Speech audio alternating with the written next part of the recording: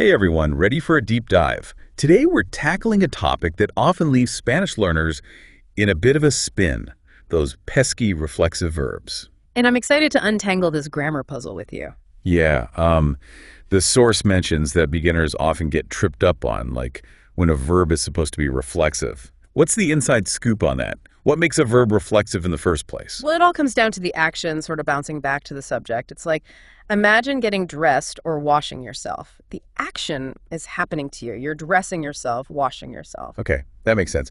But how does Spanish, spice things up grammatically? The source throws around the term reflexive pronouns, and I gotta say, it sounds a tad intimidating. Don't worry, they're not as scary as they sound. Think of them as little helpers that make it crystal clear that the action is reflexive. In Spanish, you've got me, te, se, nos, and os. They change depending on who's doing the action, which is pretty neat. Okay, can we get a for instance here? Maybe stick with that to wash oneself example. Absolutely. So in Spanish, to wash oneself is lavarse. The se tacked onto the end there, that's our reflexive pronoun in action. It's telling us this washing is a self-service kind of deal. Oh, I see. I'm guessing the Pronunciator app has probably been subtly slipping these reflexive verbs into my lessons without me even realizing it. Exactly. Once you start to notice the pattern, you'll see reflexive verbs popping up everywhere, and that's when it really starts to click. Now, the source also mentioned that these pronouns can sometimes show up before the verb. What's the deal with that? Good catch. You'll often find the reflexive pronoun hanging out right before the conjugated verb in a sentence.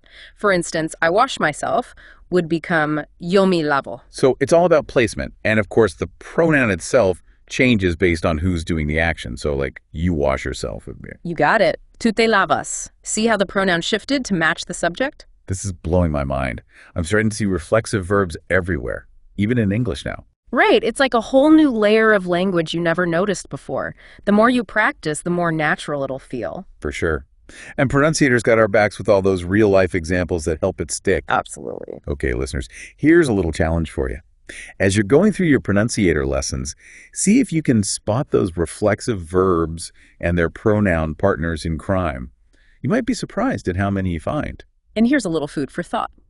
Some verbs can actually be both reflexive and non-reflexive, depending on the context. But hey, that's a deep dive for another day. Until then, happy learning, everyone.